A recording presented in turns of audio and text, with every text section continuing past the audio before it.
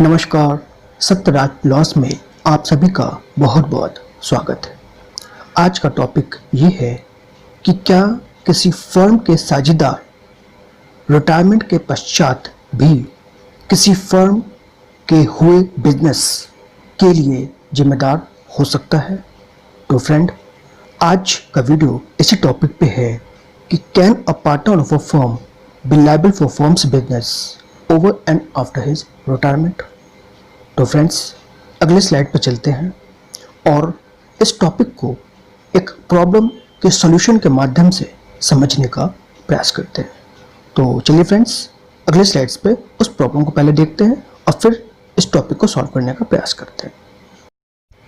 Problem ये है कि एक्स एंड कंपनी एक रजिस्टर्ड पार्टनरशिप फर्म है जिसने वाई से 10 लाख रुपए उधार लिया हुआ है और तारीख है 1 जनवरी 2010, यानी 1 जनवरी 2010 को एक्स कंपनी ने वाई से 10 लाख रुपए उधार लिया। ठीक, ऑन 28/7/2012 को, यानी 28 जुलाई को 2012 को ए एक उसका पार्टनर है जो रिसेंटली रिटायर्ड हो गया है।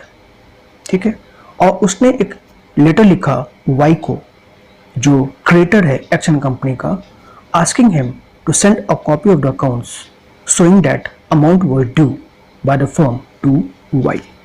ठीक, यानी कि ए ये जानना चाह रहा था रिटायरमेंट के समय कि कितना फर्म के ऊपर देनदारी बन रही है। उसका अकाउंट जो है वाई से उसने मांगा।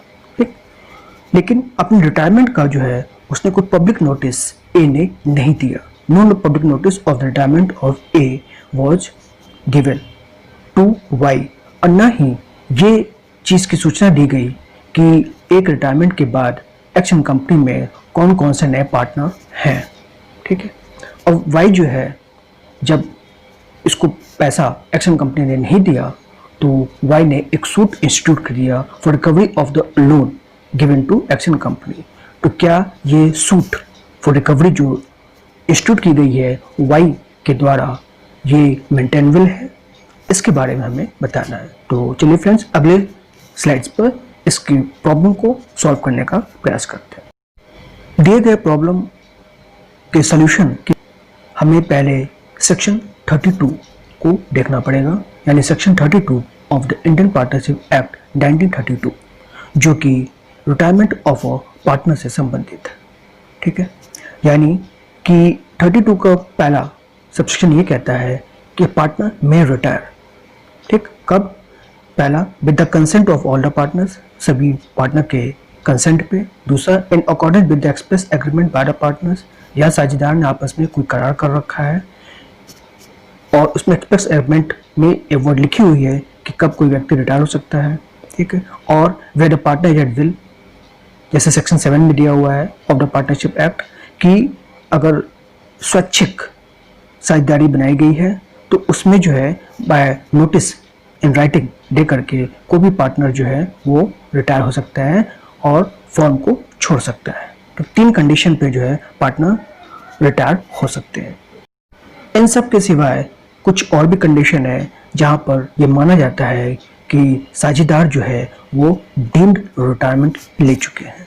जैसे पहला है on expulsion of partner under section 33। अगर किसी पार्टनर के साझेदार के गलत हरकत की वजह से फर्म को नुकसान होता है तो जो रिमेनिंग पार्टनर है वो डिफॉल्टर को एक्सपल कर देते हैं, उनको बाहर निकाल लेते हैं। ठीक है, तो सेक्शन 33 में जो एक्शन हुआ है उसको भी डीम्ड रिटायरमेंट माना जाता है। दूसरा है on insolvency of partner. Sir, यहाँ सेक्शन 34 में कोई साझेदार जो है दिवालिया घोषित हो गया है। ठीक, नेक्स्ट है on death of partner. Section 35 में अगर ये प्रावधान दी गई है कि कोई साझेदार का मृत्यु हो जाती है तो वो भी माना जाएगा कि वो डीम्ड रिटायर्ड हो चुका है। और लास्ट है जब किसी पार्टनर ने अपनी प्रॉपर्टी जो इन्वेस्ट कर रखी थी फर्म में उसको उसने विड्रॉ कर लिया है। अपनी संपत्ति लेकर के साझेदारी की गई थी और उसी संपत्ति को लेकर साझेदार अलग हो जाता है तो ये भी माना जाएगा कि वो पार्टनर जो है फर्म से डीम्ड रिटायर्ड हो गया है। अब सेक्शन 32 के सबसेक्शन 2 पे आते हैं तो यहाँ पर liability of a retired partner के बारे में बात करता है। तो सेक्शन 32 सब सेक्शन 2 ये कहता है कि कोई भी रिटायरिंग पार्टनर जो है वो अपनी लायबिलिटी से डिस्चार्ज हो सकता है टुवर्ड अ थर्ड पार्टी अगर कोई करार हुआ है और उस करार के माध्यम से जो एग्जिस्टिंग पार्टनर है उन्होंने अपना रिकॉन्स्टिट्यूशन कर लिया, फिर से संगठन किया है अपनी फर्म का, ठीक है, और उस करार का जिक्र यानी नॉलेज थर्ड पार्टी को था जब वो खासकर फर्म से कोई डीलिंग कर रहा था, कोई एक्टिविटी कर रहा था। कहने का तात्पर्य ये है कि 32 सबसेक्शन 2 के अंतर्गत रिटायरिंग पार्टनर जो है उसकी लायबिलिटी जो है वो डिस्चार्ज हो जाती है, वो अपने दायित्व से मुक्त हो सकता है टुवर्ड थर्ड पार्टी अगर थर्ड पार्टी को इस बात को संज्ञान था कि जब वो डीलिंग कर रहा है तो वो व्यक्ति जो है वो रिटायर्ड व्यक्ति जो है वो अब फर्म में नहीं है और उसके साथ उसकी डीलिंग नहीं हो रही है, बल्कि उन पार्टनरों के साथ डीलिंग हो रही है जो फिर से संगठित हुए हैं, ठीक है। और इस तरह से रिटायर्ड पार्टनर इज एब्सेंस यानी डिस्चार्ज फ्रॉम हिज लायबिलिटी।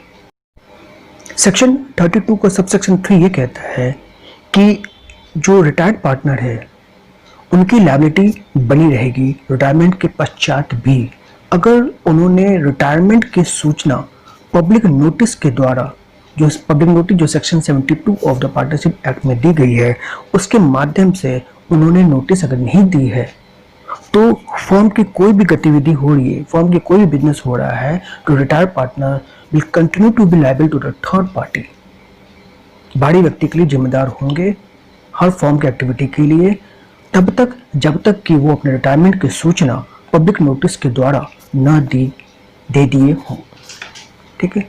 यानी कि अगर अपनी लायबिलिटी से मुक्त होना चाहते हैं तो पब्लिक नोटिस देना मस्ट है, तभी वो अपनी लायबिलिटी से मुक्त हो पाएंगे। हालांकि इसका एक प्रोवाइजो भी है कि रिटायर्ड पार्टनर जो है थर्ड पार्टी के प्रति लायबल नहीं होंगे, तब तक नहीं होंगे जब तक कि थर्ड पार्टी को इस बात को नॉलेज हो कि वो जिस फर्म से डीलिंग कर रहे हैं उसके सारे पार्टनर जो है उस समय एक्टिव है, कोई इसमें रिटायर्ड नहीं है, ठीक है। और अगर उसको जानकारी नहीं है कि फला व्यक्ति रिटायर्ड हो चुका है और वो फर्म से डीलिंग कर रहा है तो फिर वो व्यक्ति जो रिटायर्ड पार्टनर है वो लायबल नहीं होंगे, ठीक है। वो लायबल तभी होंगे जब थर्ड पार्टी को संज्ञान हो कि जिससे डीलिंग कर रहे हैं वो सारे पार्टनर एक्टिव है, यानी फर्म के सारे सदस्य जो है वो उस वक्त कार्यरत हैं और ऐसी फर्म से वो डीलिंग कर रहा है, ठीक। अब आइए सेक्शन 32 के सबसेक्शन 4 में जो कि नोटिस के बारे में बात बताता है कि अगर कोई पार्टनर रिटायर्ड हो गया है तो उसका नोटिस या तो रिटायर्ड पार्टनर खुद दे दे या तो रिटायरमेंट के बाद जो रिकॉन्स्टिट्यूशन हुआ है, फिर से फर्म का जो गठन हुआ है, पुनर्गठन हुआ है, उसके कोई भी सदस्य सेक्शन 72 के अंदर नोटिस दे दे कि ये फला व्यक्ति जो है अब ये फर्म में साझेदार नहीं है।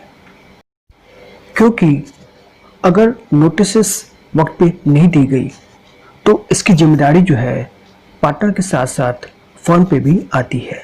और देखिए इसका प्रभाव देखिए, effect of no notice under section 72, अगर नहीं दिया गया तो भले ही फर्म का विघटन क्यों ना हो गया हो, विघटन के बावजूद अगर पब्लिक नोटिस नहीं दी गई है तो सारे partners including the firm itself would be responsible to the third party, और सारे एक्टिविटी के लिए जो डिसोल्यूशन से पहले उन लोगों ने किया था।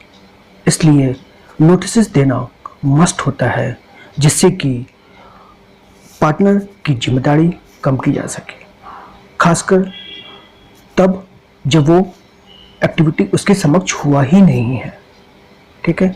इसलिए नोटिस देना बहुत जरूरी है। हालांकि नोटिस कोई भी दे सकता है, जो पार्टनर जा रहा है वो भी दे सकता है और जो पार्टनर हैं वो भी दे सकता है कि फला व्यक्ति अब आज के डेट से इस फर्म में साझेदार नहीं है। अब प्रॉब्लम के मेन सॉल्यूशन पे आते हैं, जो कि क्वेश्चन ये था कि जो वाई सूट फॉर रिकवरी जो फाइल किया अगेंस्ट एक्स कंपनी के खिलाफ, तो क्या वो सूट मेंटेनेबल है? तो इसका आंसर जो है वो नो है। क्यों?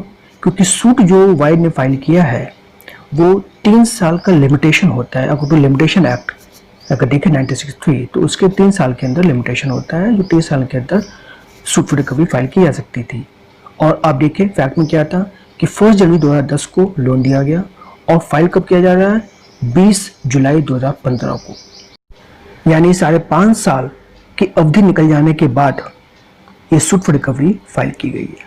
ठीक है, हालांकि ये बात अलग है कि वाई को सूट के माध्यम से भले रिलीफ न मिले तो रिट पिटीशन यानी हाई कोर्ट में रिट पिटीशन फाइल करके वो अपने रेमेडी को ले सकता है, यानी ये अपनी लोन की रिकवरी करवा सकता है। ठीक है, लेकिन सूट के माध्यम से जो लिमिटेशन है वो तो उन्हें नहीं मिल पाएगा। ठीक, अब रही बात ए की लायबिलिटी की, तो हाँ ये बात सच है कि ए जो है वो लायबल होगा, क्योंकि रिटायरमेंट की सूचना ए ने by public notice under section 72 नहीं दी थी, इसलिए अगर लोन फॉर रिकवरी होती है तो ए वुड बी लायबल। और इस बात का डिफेंस जो है वो वाई नहीं ले सकता कि ए ने 28/7/2012 को एक लेटर दिया था वाई कंपनी को कि वो अकाउंट का स्टेटमेंट उसको भेजे। This does not amount to acknowledgement, जो section 18 of the limitation act में दिया हुआ है, ये एक्नॉलेजमेंट नहीं होगा। और एक्नॉलेजमेंट के माध्यम से वो ये डिफेंस नहीं ले सकता है कि जो सूट फाइलिंग ऑफ लिमिटेशन है वो एक्सटेंड हो गया है by the acknowledgement given by the A on 28/7/2012। याद रखिएगा कि ए लायबल है, लेकिन ए के द्वारा पूछी गई inquiry for account of statements does not amount to acknowledgement.